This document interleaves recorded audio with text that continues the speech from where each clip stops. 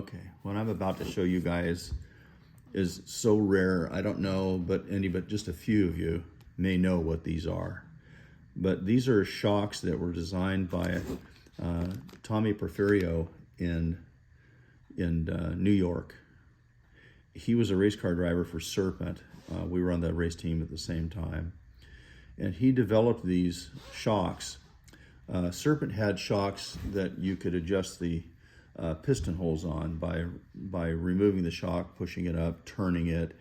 And it took a little bit of time, but Tommy was the, I want it now, I don't want to wait. You know, time's of the essence kind of thing. He's a great guy. He's a super guy. Anyway, he was a great machinist with this. He actually machined everything but the shock casing it on this thing, the collars, cabs, all of this stuff, numbered, everything. I mean, the amount of time and work and effort that would go into doing this is pretty incredible. So in any event, the advantage of having these is that if you were on racing an 8-scale Vector, you could adjust these on track during practice.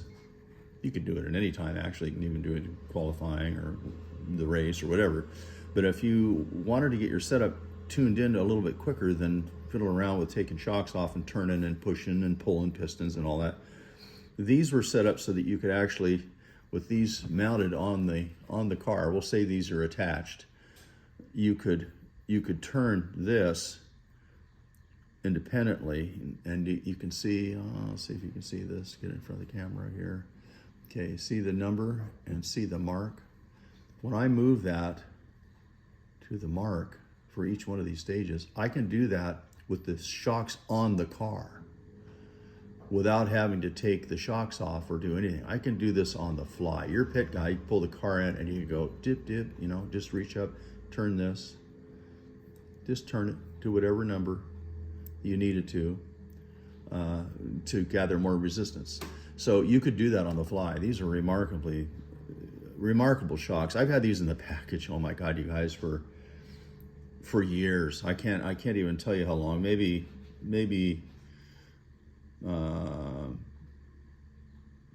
2000, year 2000 probably, 2001. They've been in the package since about 2001.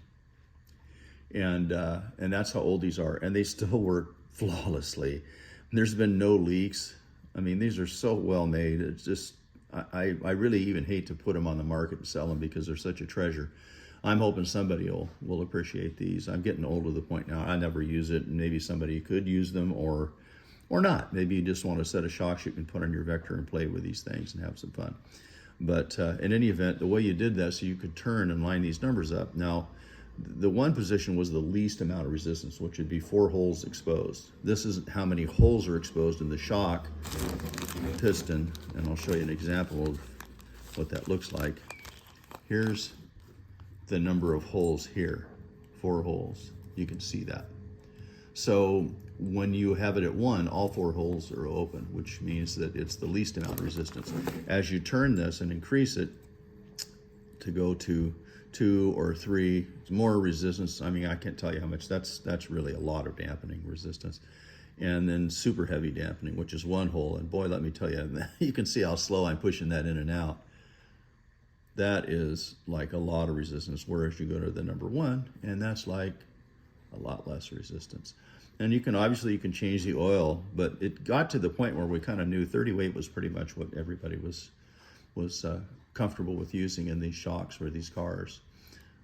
And that's what we did. So you could do this on the fly and get your setup a lot closer. Then, to save these, in case you had a wreck or somebody ran into you or something, you'd set your Serpent factory shocks up to the same settings with 1 hole exposed or 2 or 3, whatever was best. Exchange the springs, measure the distance so that you had the spring pressure right, just like it was on this shock. And you could just put these in the box, put the Serpent shocks on there, and just go to town. And that's what we use those for, is to get a quick setup, a quick feel for the dampening, how much was needed really. And boy, you'd go right at it. Or you could change the oil too and put them back on. But typically it was just a matter of trying to figure out how many holes you needed exposed for the dampening. But that's it. I'm gonna put these up for sale on eBay here shortly, and hopefully there's somebody out there that can appreciate them. They're a little dirty because they were taken off the car after they were used. But we've got little bladders at the top. None of them are leaking. I've got spare parts in the bag. They're going to come in this bag. I sealed the bag. I put them away and sealed the bag to save them. And so now someone else can have fun and enjoy them. Anyway, talk to you soon. Or I'll see you. Or whatever. Bye.